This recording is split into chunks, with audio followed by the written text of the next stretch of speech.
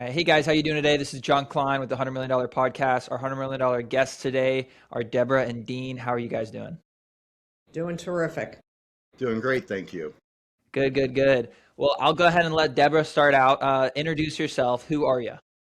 I am Debra Moser. I am president of MeatCrafters and an entrepreneur and having a lot of fun in the current situation we're in all over the world.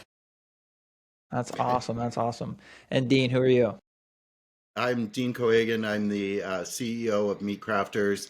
Joined the company about 6 months ago and really excited of building this business up to the next tier. That's awesome. That's awesome. Um, let's again establish some authority here. So, Dean, why should we be listening to you? Very interesting. I've come from billion-dollar retail organizations and now coming into small business here to build up to a multi-million-dollar corporation.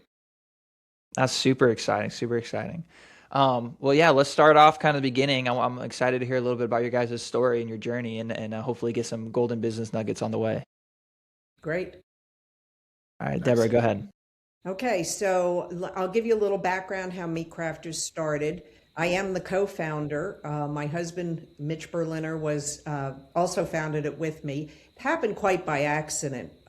He had sold a distribution company that he had for a very long time, and I had completed a project. I was the director of a nonprofit and built a $13 million building. It was an art center and took it into, tripled the income, tripled the art center, tripled the space. It was a very big project. And we had both finished those.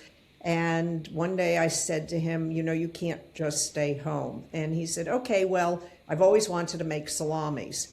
And I thought truly he was going to make a salami in the refrigerator.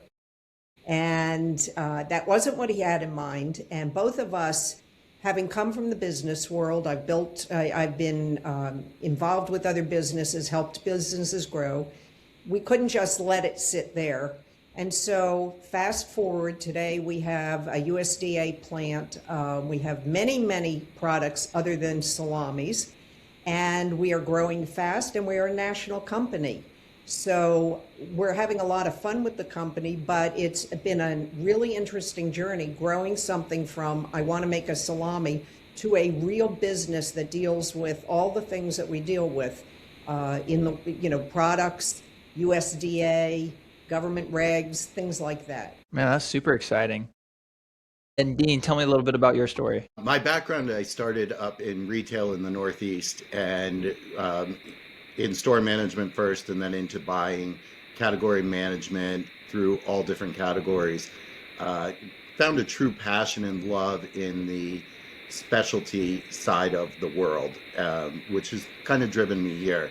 After I left the retail side of the world, got into small business and private equity type situations, and then landed here with Deb. We talked for a couple months and we had a really good fit. So I think there's a huge opportunity in the organization and lots of growth potential. So excited me. That's awesome. That's awesome. If Debra, if you could start over again, kind of starting off this business. Well, actually, no. Let me hear a little bit more about the strategy behind it. So, your husband wanted to make some salami. Where was your first sale? Was that like a farmer's market or some friends? And then when did you decide, okay, now we're going to start kind of mass Yeah. producing this a little more? Interestingly, at the same time, he also started which is now a very large farmers market in Washington, D.C. We have three of them in the area. And what that did was we started both those businesses at the same time, and we used the farmers market almost as a testing site. It was where I could do focus groups. We could test out products. Folks are really interesting. They give you their opinion and they don't hold back. And that's how we knew we would have a hit on our hands, or maybe something needed to be tweaked or revamped or not made. So it really worked in tandem. We no longer do the farmers markets. We've grown a little past that. We do have some farmers some stands, some production people that will go out and sell them at their stands. But we're basically now wholesale, retail, and food service oriented. Can't hear you, John. Sorry. So your first sales were from the farmers market, and now you guys are doing a little more online. Well, so when I took over, really took over the business in 2019, we had a little presence online, not much. And the first thing I did in December of 2019 was build out a site that we could sell to the B2C, and not knowing COVID was going to hit us in a month or a month and a half. And when COVID hit, our facility did not shut down. We could keep producing, but we couldn't let anybody into the facility other than those who worked there. And truly the grocery stores were out of things. The farmers markets kept going, but the platform became our main selling site at that point. And that first year, because of COVID, gave us the leg up. We did a tremendous amount of business across the country, and that gave us the leg up to start really banging this out and growing. That's awesome. One of you guys need to put it on mute real quick. There we go. So the best thing to do probably is if you're not talking, just go ahead and put it on mute. Otherwise, this feedback loop with the three of us might be pretty large, but we'll see. Awesome though. Awesome. So you guys started doing that. When you're going online, right, and you're doing online sales, how did you kind of have to? Well, actually, let me backtrack here.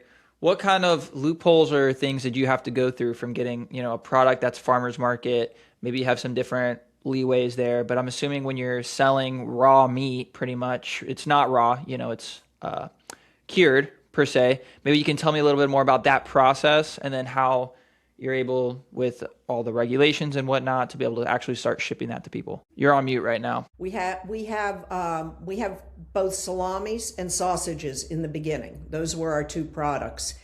And all of those are, as you said, are regulated by USDA. So our labels had to be approved. They had to go through USDA approval. And so that anything we sold had both the ingredients on them, the bugs that we needed, we call them bugs, the marks that say USDA where it's produced, and everything was above board.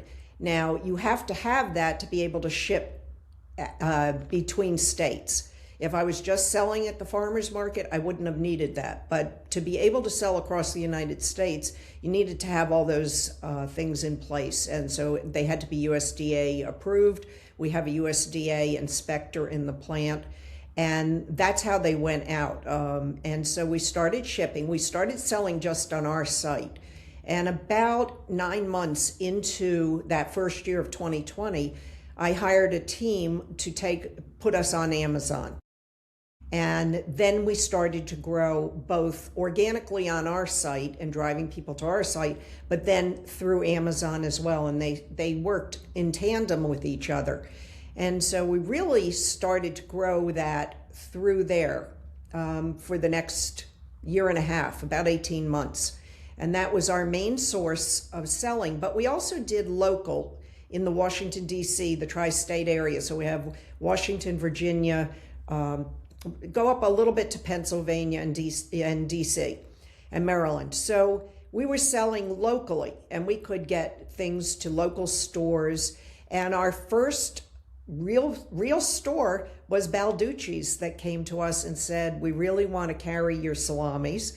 And we signed the contract with them, and we started selling for Balducci's. And that was the beginning of our growth into distribution, into groceries, into really getting into now wholesale across the country. That's awesome. That's awesome. Now tell me about it. What is salami? Because you were actually educating me a little bit about it. It being not cooked, right? And a lot of times people actually cook it. So why is yours in a special? Okay, so there's two things. There is something called a sausage, and there's something called a salami. And both of them start out the same way. It's meat and spices, and they're packed into a casing. And that's where they go their separate ways. If we do sausages, and our sausages are fresh, but they're frozen, so they'll come to you frozen, but they're all fresh. They go in right into, they're stuffed into a casing and go right into flash freezing. If it is a salami, it's going to go into what we call a blooming room first. So that same casing with the meat in it will go into a blooming room where we have a proprietary culture that gets put onto the salami, and it starts to do what we call blooming, and it will stay in there for about a week, and that starts curing the the meat. And this is this is not a new process. Refrigeration is a new process in the world, but curing meat goes all the way back to the beginning of time when meat was dried and left out to cure itself.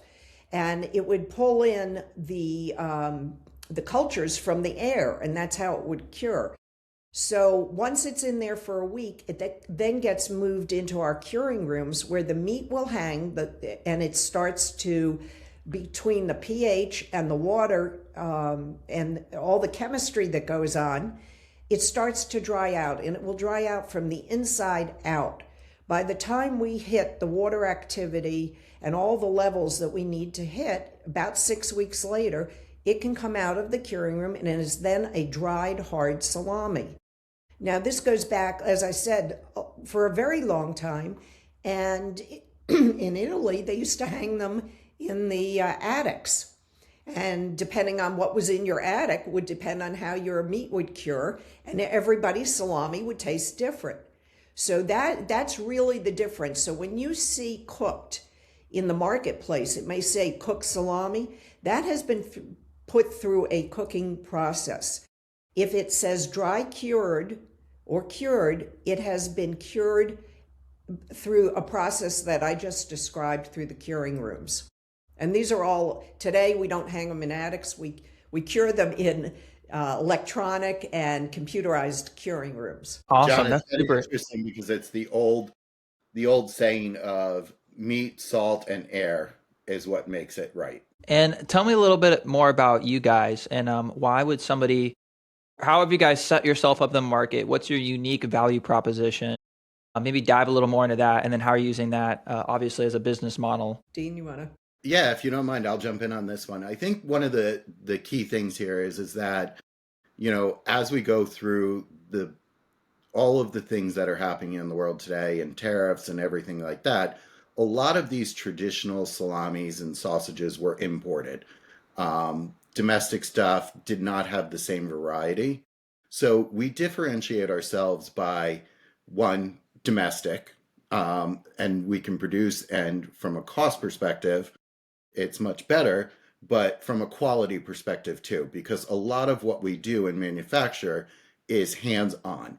It is not an automated process, unfortunately.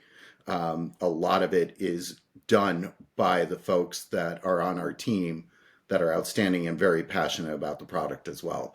So it ensures a higher quality product that we're delivering to customers. That's awesome. That's awesome. So tell me a little bit more about where you guys are at right now, kind of from where you started, farmers markets, the steps you took to get to where you guys are at now, and how you guys are doing. You're muted, Deb. Forgetting to do that. We started at the farmers markets, and we grew organically online. And as we started to grow, we started to add more products. So today our line includes not only salamis, but that were whole salamis, as we started with whole salamis. And we watched and learned the market, and really convenience became a very, very powerful word in the food industry. Convenience. And so that drove us to produce a line of sliced products.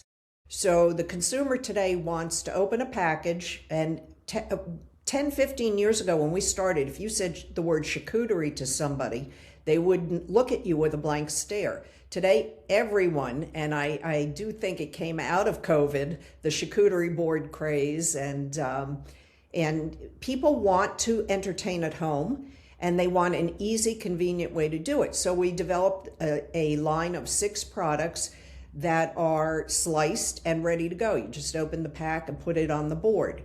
We also have smokers in our plant, and we came up with a very creative line of bacons. They're thick cut bacons They're very unique. Their flavor profiles are very unique. And truly, the meat and the bacon market has not stopped growing in the last 5 or 6 years.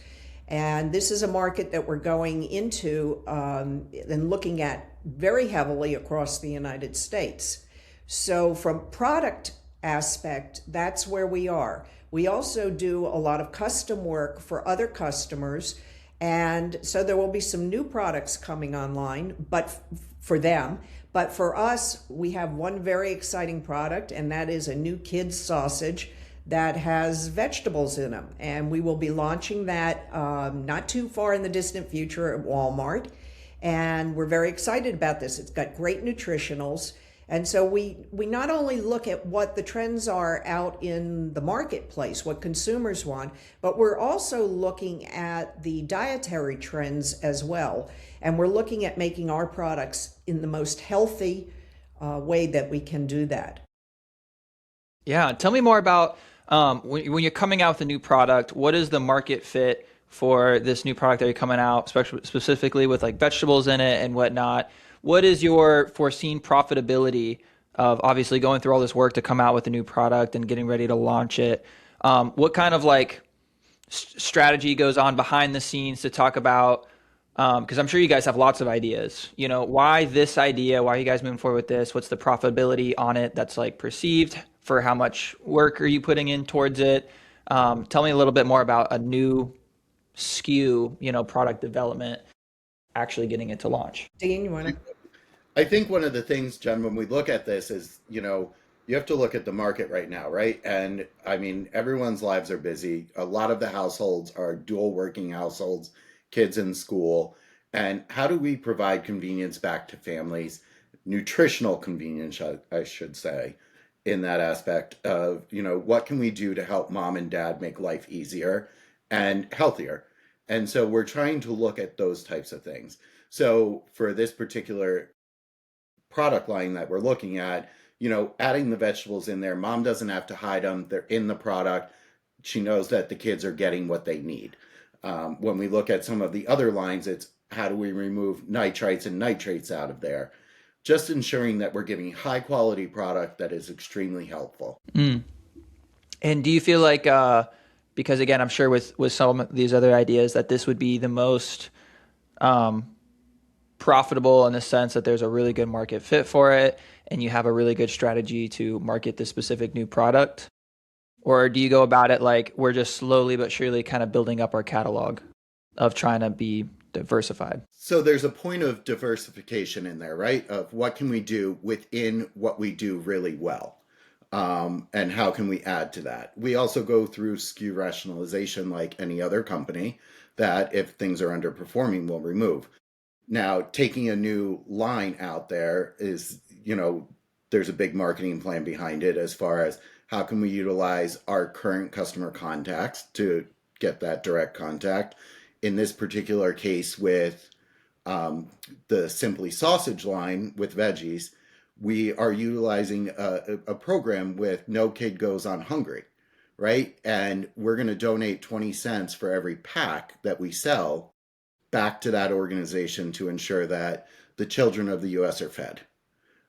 So we kind of keep that philanthropic piece in there as well on different lines and how we look at it. And then, you know, from a marketing perspective, there's a lot of social media piece to it and getting it out there. Yeah. Let's talk more about the marketing side of it. How are you planning on marketing this for max scalability? Well, as we said, we're going to roll it out with Walmart first. So that we have social media platforms. I have a group in California that handles some of that. So there will be a big push on this. We'll do a lot of, a lot of getting the word out there. It's also, we're looking at launching it at a good time of the year because January is usually called Healthy Eating Month in various magazines. And so we'll be doing some of that as well, the PR, the social media, and piggybacking on that healthy, starting your year off right, healthy eating. When we developed this product, it went through a lot of testing. And we had developed it as a fresh frozen sausage. And then we were asked, can you do it as a cooked, so that the microwave, we go back to that convenience. We always look at the market. Who is this intended for? Where is that hole in the market space that we can fill? And this was one of those opportunities. And so this product has there are several iterations that are on the planning board right now after we launch it in a sausage form, and it will take some other forms down the line, but we will get this launched. And we did testing with this product. That's another thing. We don't just put it out there and say, we hope, we build it and you will come. It doesn't really work like that. We tested this product with 200 kids and their families. And it was a hit with the parents because they loved the fact that it was healthy and the nutritionals were really good and there were veggies in there. And it was a hit with the kids. They loved it. So we knew we had something on our hands that was special. There are a lot of products out there for kids and geared for kids. But I know from the people that I talk to who have young children, it's on the go, they're microwaving, they have to get to school, they have to get to soccer practice, and they want this quick and easy, but good for their kids. And so I listen. It's very important to listen and to know your customer.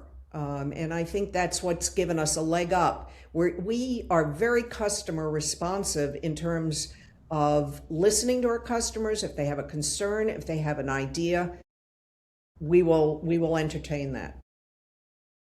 Yeah. John, on the marketing aspect too, a big part of it from a manufacturer's perspective is we put a large investment annually into trade shows, and getting out in front of buyers of different groups. So whether that be summer fancy food, whether that be a cruise and hotel industry type show, and or distributor tabletop shows.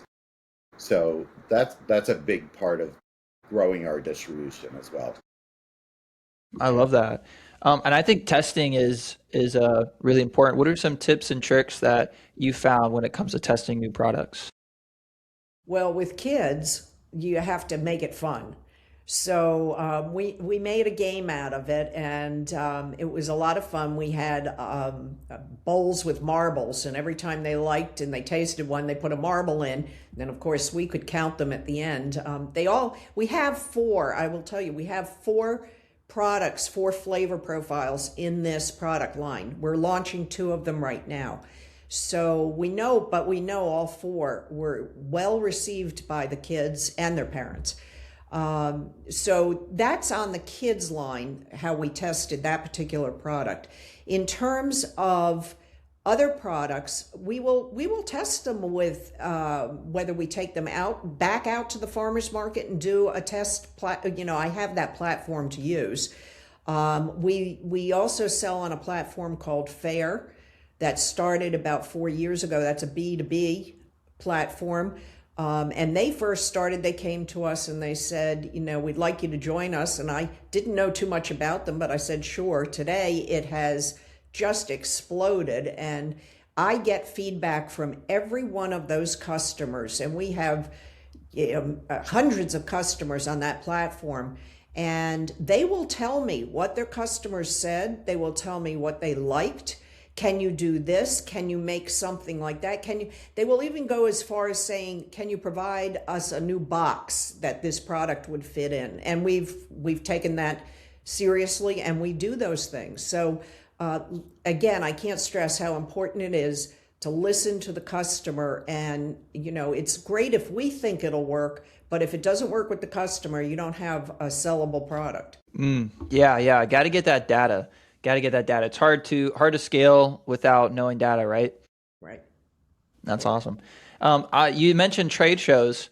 I love trade shows. Tell me about some tips and tricks that you guys have found to be successful at trade shows and to get into these different retailers or different stores. Well, I think one of the big things when you look at trade shows is, right, how can you get in front of the right buyers, and watching and looking and knowing who you want to talk to, and having a set game plan going into it with a couple targets per se of that. Having a good group, which our organization does, of social people that like to talk to people is outstanding.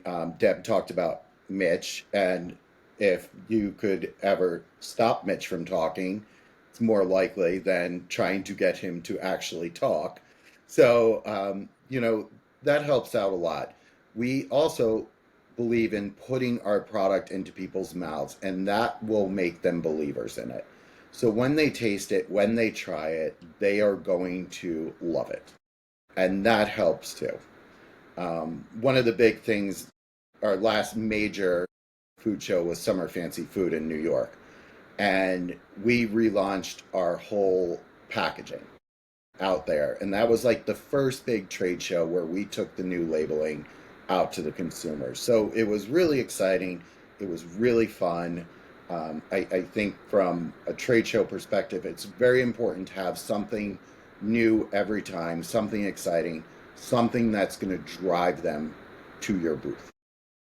Also, I think it's important to, and this is something that I try to stress when I'm there, the usage of the product, and try to place it if the buyer can see it, if the people who are doing the purchasing can understand how the product is used, then, and for various holidays or meals or whatever tips that you can give them and have them visualize it, it goes a long way.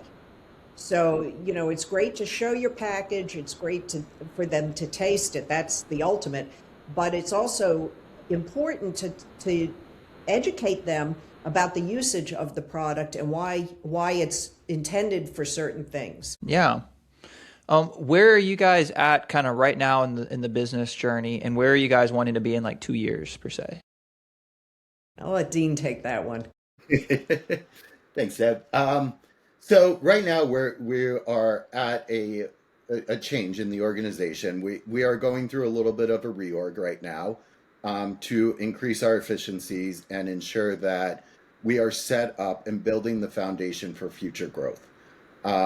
We hit a level where we've now started doing a lot higher volume business, larger customers, which is great. And we see over the next 2 years that continuing to build out. That means that how do we look at our business? There's a branded aspect of our business. There's a co-manufacturing piece of our business. And I call co-manufacturing more larger customers. And then we have the custom piece of the business. And that's some of the small farmers that we do work with.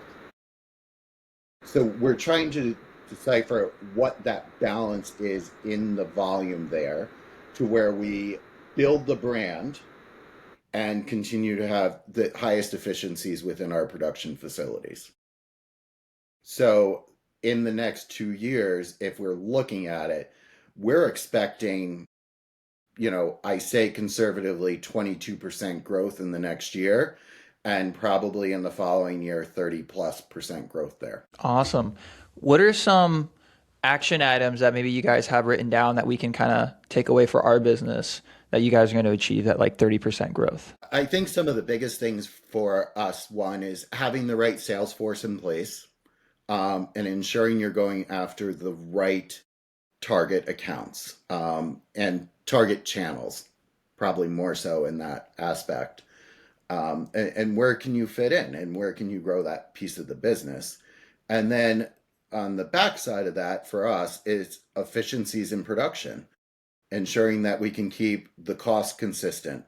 One of the toughest challenges probably in our business is the inbound raw good material, meaning the proteins, whether it be lamb, pork, beef, and how those markets fluctuate, and ensuring that we are not constantly changing those costs to our consumers. That's awesome. That's awesome. Are you guys planning on growing this, and at some point you're going to do an exit, or you guys are just going to keep scaling to the moon and never quit? I think Deb would like to retire one day, but I don't know I'll let her. Now, as long as things are going in the right direction and we are growing, and, we'll see where the next couple of years go. we're always looking. This is a capital intensive business. So it has, to get into the business, it cost us almost $1 million to get in.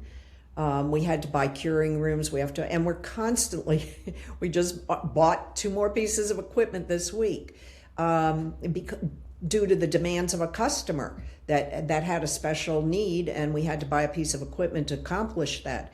So there's always the back end of the equipment needs, the production needs, and the proteins, looking at the market. Right now, beef is off the charts.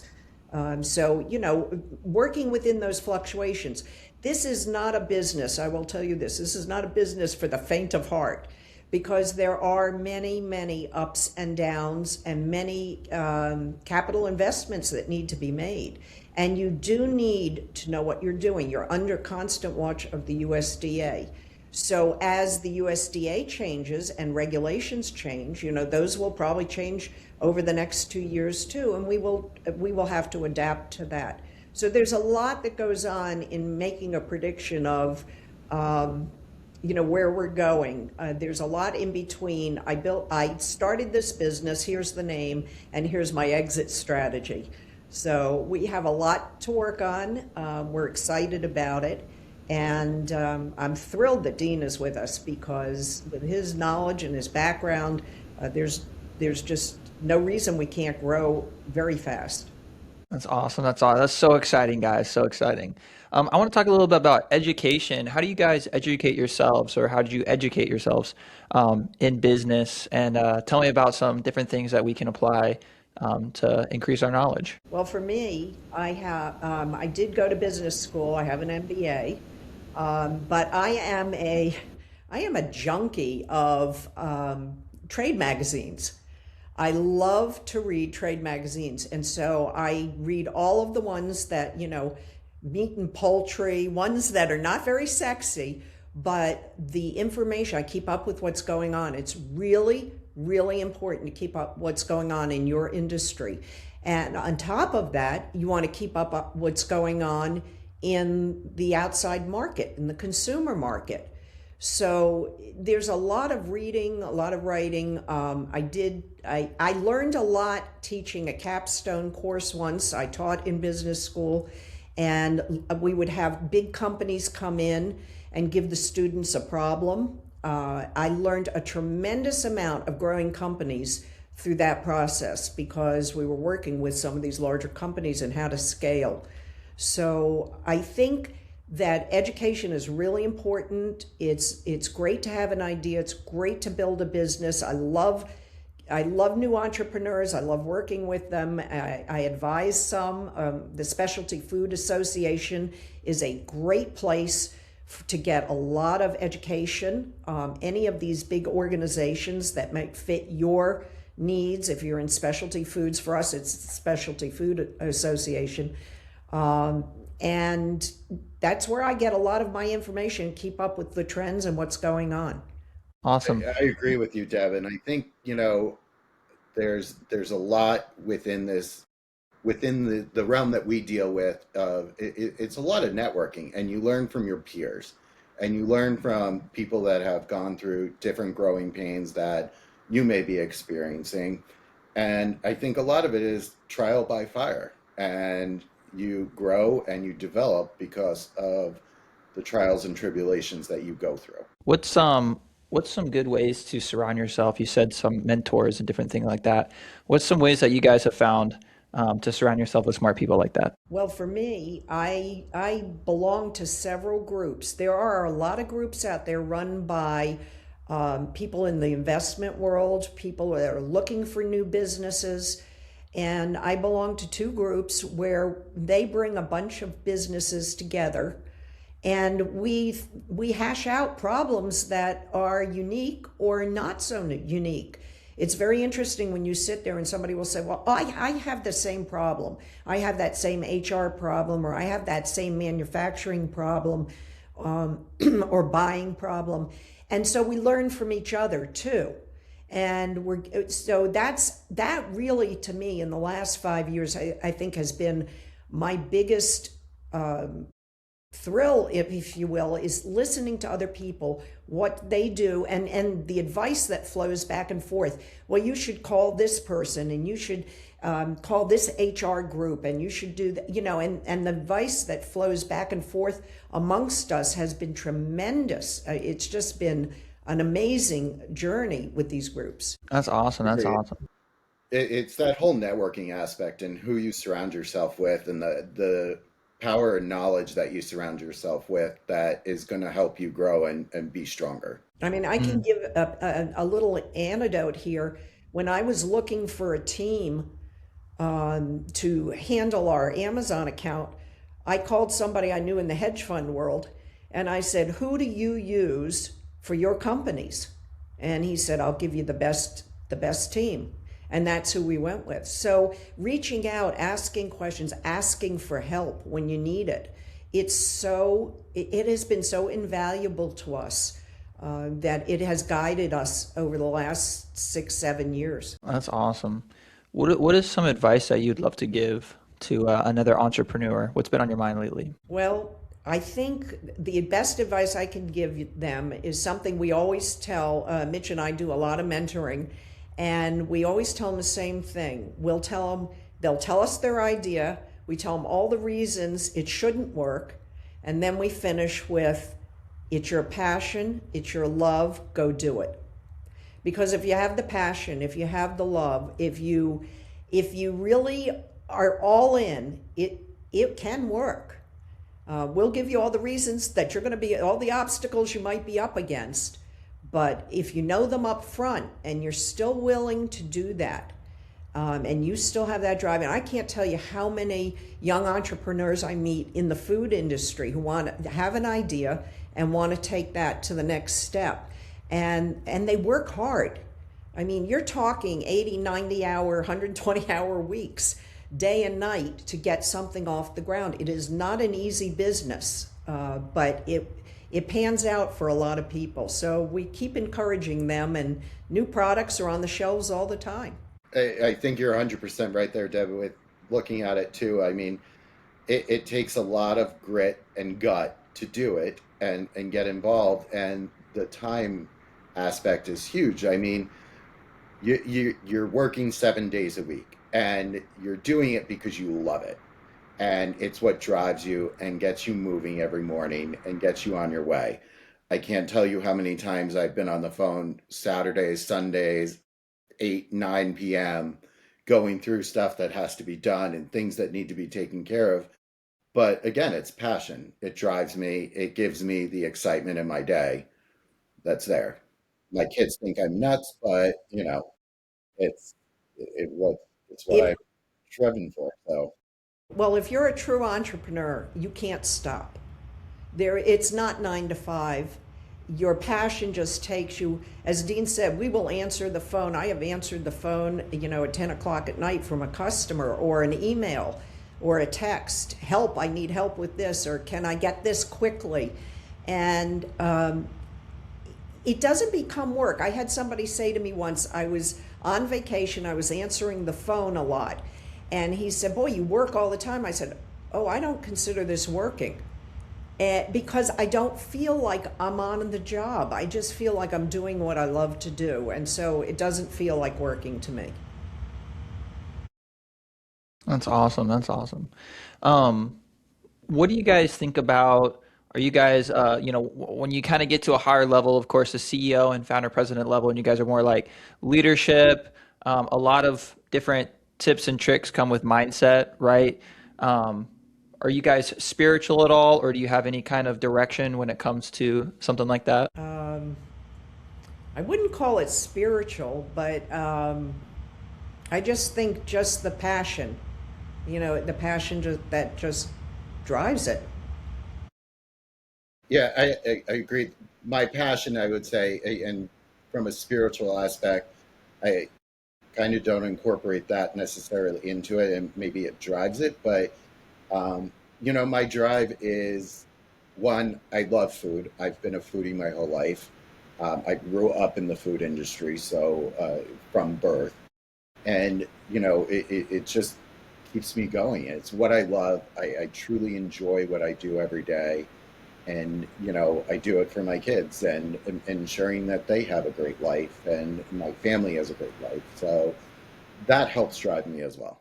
That's awesome. That's awesome. Is there anything else that you guys want to add? Anything else you guys want to shout out? Just, I would tell everybody out there listening that wants to get to where they want to be, follow your dreams. Follow your passion, follow your dreams.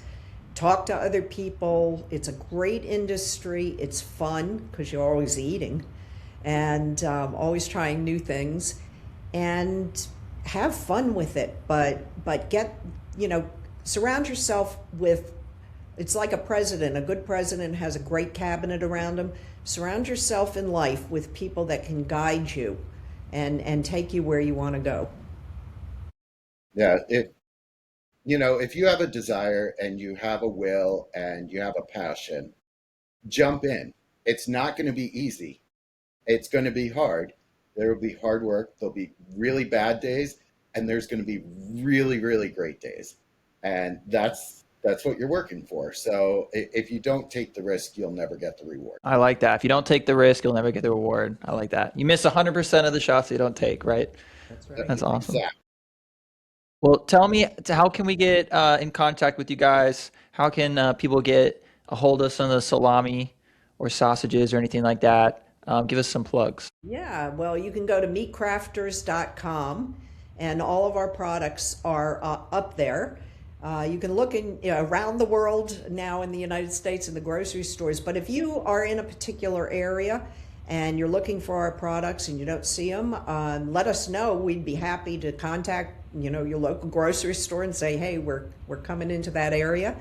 But anytime you need us, it's my email is Debra, Debra, at MeatCrafters.com. Happy to talk to anybody. If you have questions, you want some advice, you just want a shoulder to cry on sometimes, I'm there. Yeah, and you can reach me, Dean at MeatCrafters.com. It's a very simple email, and again, open, love talking to people, love networking, and I think it's beneficial for all of us. Love that. And Love that. any of the major trade shows, look for us if you're there. Right.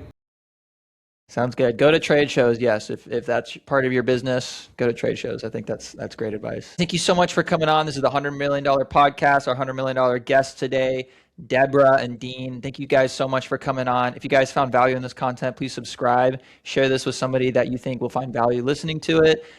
Comment. Go ahead and reach out to Debra or Dean.